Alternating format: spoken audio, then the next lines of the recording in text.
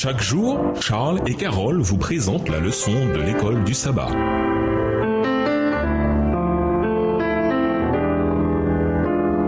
Bienvenue dans votre émission. Dieu nous parle. Nous voilà la leçon de mardi. Davantage de division et de séparation. Lisons Genèse 11, versets 1 à 9. Qu'est-il arrivé ici qui n'a fait qu'aggraver le problème de la séparation et de la division? Genèse 11, versets 1 à 9. À cette époque-là, tous les hommes parlaient la même langue et tenaient le même langage. Lors de leur migration depuis le soleil levant, ils découvrirent une vaste plaine dans le pays de Shinéar et ils s'y établirent. Ils se dirent les uns aux autres: « Allons, moulons des briques et cuisons-les au four. » Ainsi, ils employèrent les briques comme pierre et le bitume leur servit de mortier. Puis ils dirent: « Allons, construisons-nous une ville et une tour dont le sommet atteindra jusqu'au ciel. Alors notre nom deviendra célèbre et nous ne serons pas disséminés sur l'ensemble de la terre. » L'Éternel descendit du ciel pour voir la ville et la tour que les hommes construisaient. Alors il dit: « Voici qu'ils forment un seul peuple, parlant tous la même langue.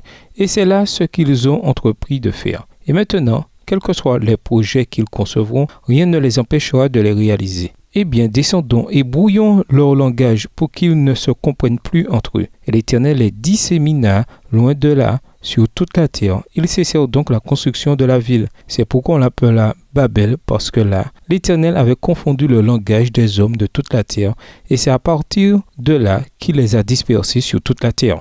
Les événements rapportés en détail par la Bible suite au déluge sont la construction de la tour de Babel, la confusion des langues, puis la dispersion des peuples qui jusque-là ne parlaient qu'une seule langue.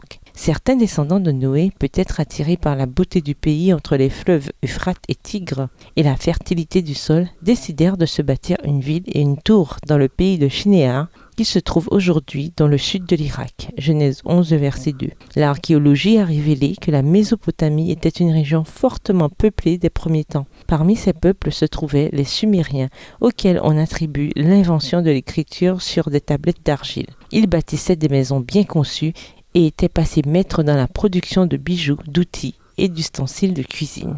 Les fouilles ont également permis de retrouver de nombreux temples en forme de tour, consacrés au culte de différentes divinités. Les descendants de Noé qui s'étaient installés dans le pays de Shinéar oublièrent bientôt le Dieu de Noé et les promesses qu'il avait faites de ne plus jamais détruire le monde par un déluge.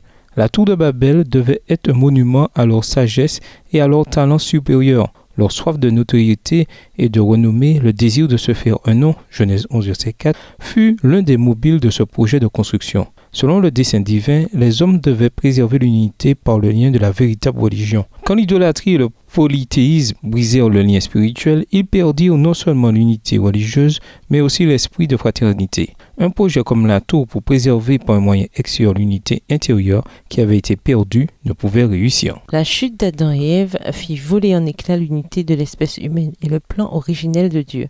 Elle entraîna la confusion au sujet de l'adoration, la propagation du mal et de l'immoralité sur toute la terre et, en fin de compte, la séparation de l'humanité en de nombreuses cultures, langues et ethnies qui depuis lors se sont souvent retrouvées en conflit les unes avec les autres. Quelles mesures pratiques peut-on prendre pour contribuer à remédier aux divisions ethniques, culturelles et linguistiques qui nous sont préjudiciables, même dans l'Église? Et nous vous laissons avec la question du jour. Unis nous tenons, divisés nous tombons. Ce dicton s'applique-t-il aussi à la famille de Dieu? Au revoir. Et à demain si Dieu veut. Dieu nous parle. Chaque jour, Charles et Carole vous présentent la leçon de l'école du sabbat.